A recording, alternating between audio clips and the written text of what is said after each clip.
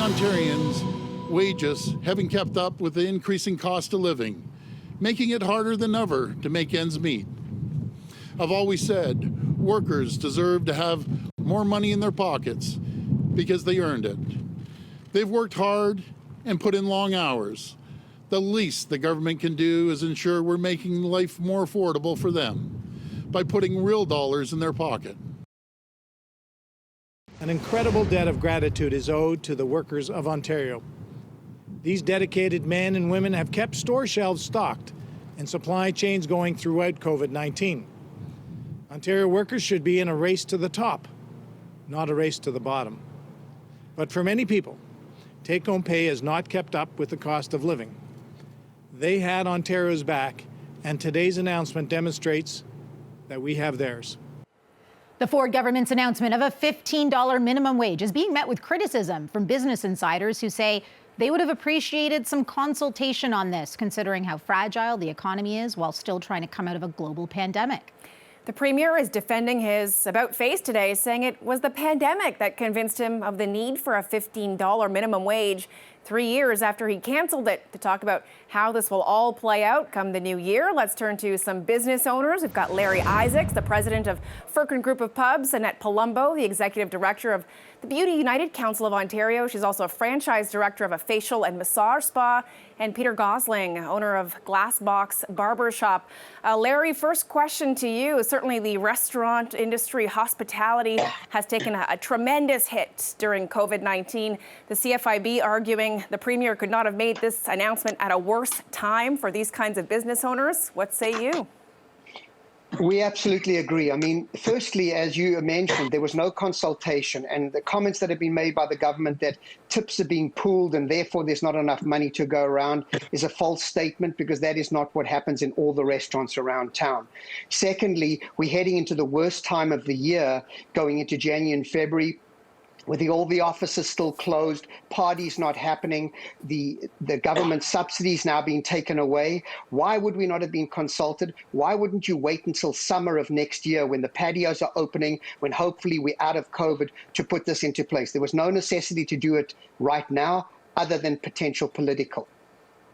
Annette, the Premier said that throughout the pandemic, when he talked about labor issues, minimum wage climbed up the list to become the top priority. Are you hearing that from employees as well, that they want to make a living wage?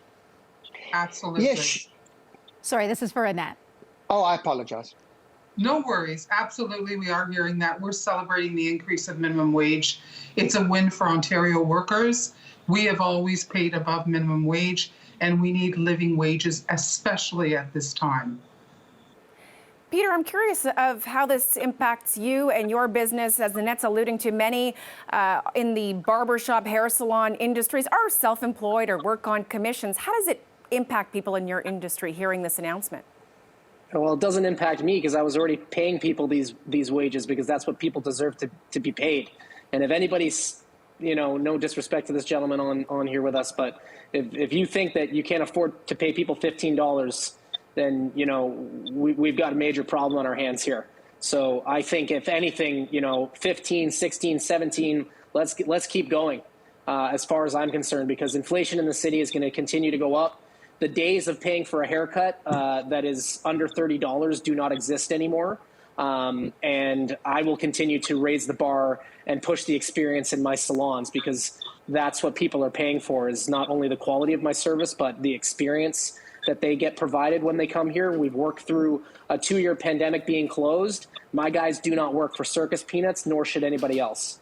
There's a big difference, no question, between living wage and minimum wage as well, Peter. The $30 haircut, I can't remember the last time I got one of those, but now is someone going to get a $40, $50 haircut when they would have got $30? So that $15 an hour is not going as far for them anymore either. So the reality is, after the first break of the pandemic, I came back and put all Glassbox prices up to $50 because I felt that it was finally the time to really showcase that we were in demand. And that was a big thing during the pandemic. So many people were desperate to get their haircut, and so many people came back and really showcased in Glassbox that they really truly appreciated their stylists and barbers. And the tips were insane. Not to mention we had increased our prices. People were happy to spend the money. So even after the second lockdown, we maintained that price and stayed on that course. And yes, have we lost some clientele? For sure. But my shops are extremely busy. That's due to the level of professionalism that we supply. And we're performing every day, right? So I don't see there being an issue here whatsoever about minimum wage being $15. I don't know people who are my age that would go and get a job for $15 for less than that. It's literally impossible to live in the city of Toronto on $14 an hour. And I'll be the first to say that because I had to move to Hamilton. I bought my house in Hamilton with my wife and daughter because I couldn't afford it here. My businesses are successful. So there you go. Larry, is it more the timing that's the issue for you as opposed to the rate? Are you willing to pay your employees more to keep them? Absolutely, but I think we do have to understand that there's a difference between restaurant industry and other industries. Right now, the servers and bartenders in our industry have increased their tipping program over the years. Customers used to tip 10%. Now people are tipping 18 to 20%. And I think the reality is what Peter doesn't understand is that we have other employees. But tips aren't guaranteed. They're you can only ever appreciate them, and you can't guarantee that to somebody. So that's not fair. I respect, but I've been in this industry for 40 years and there's never been a tipping problem, Peter. So with all due respect, I think what you don't understand is that there are other employees within our environment. By putting the pressure on the server wage going up, puts pressure on the rest of the staff's wages needing to go up. We have a certain price point that we can charge for products within our industry in order to make a bottom line. But you can't tell a single mother, like she has to rely on her tips. That's not the real world, man. That's not what we live in anymore. Well, the restaurant industry has lived like that for the last 40 years and will probably continue to do that worldwide. So I understand that the wages. But that is interesting. Excuse me, guys. Yeah, that is interesting, Larry, because in other parts of the world, they are looking at the restaurant industry offering a minimum wage and just cutting tips entirely. There's been some talk about that coming out of the pandemic here, that maybe we can see some workers making a living wage and not relying on tips or the pooling of tips and sharing of tips, which I take your point. I can tell you now that if you speak to 1,000 servers in the city, and you will find out that they earn between $60,000 and $80,000 a year on average. So I don't think they'd be very happy if you took their tips away and gave them $15 or $16 an hour. You'd find the restaurant industry collapse. So that is untrue and fake. So that doesn't work. If I may interject for a moment. Please, Annette. I've been doing this for 45 years myself. I totally echo everything that Peter is saying.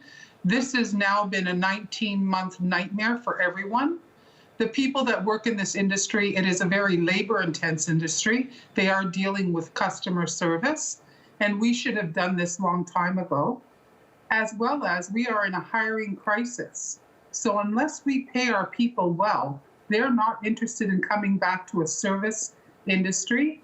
The government could add to that, trying to get people back into our business, because we need marketing dollars, and they've demolished the confidence of people coming back. So I understand that there's servers that do get tips. There's a hairdresser and a nail person. Everybody gets tips. That's not a guarantee. That's an extra thank you from a client.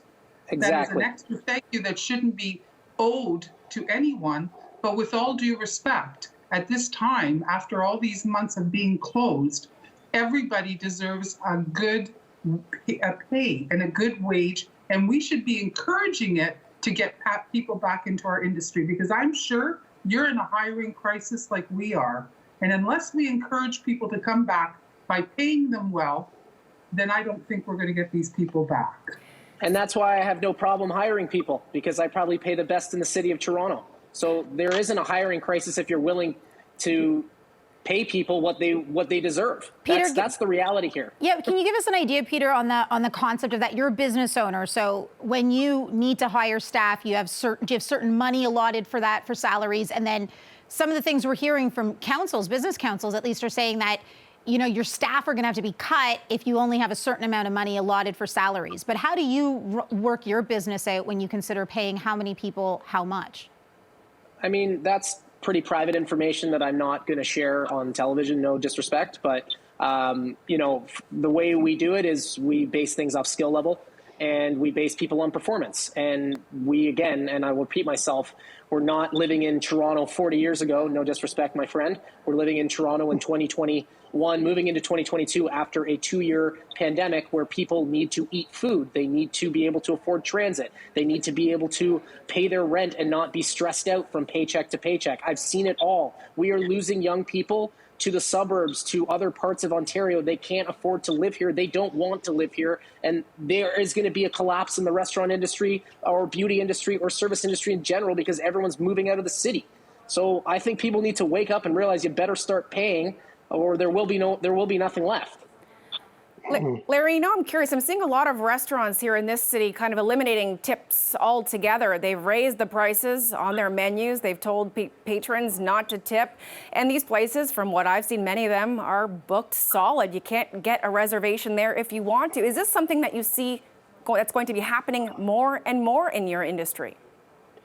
I don't have the answer to that at this point in time, but I will say this to you, that our industry, and the statistics are there to prove it, have a bottom line profit of 5%. Maybe Peter doesn't want to discuss his, but our bottom line profit is 5%.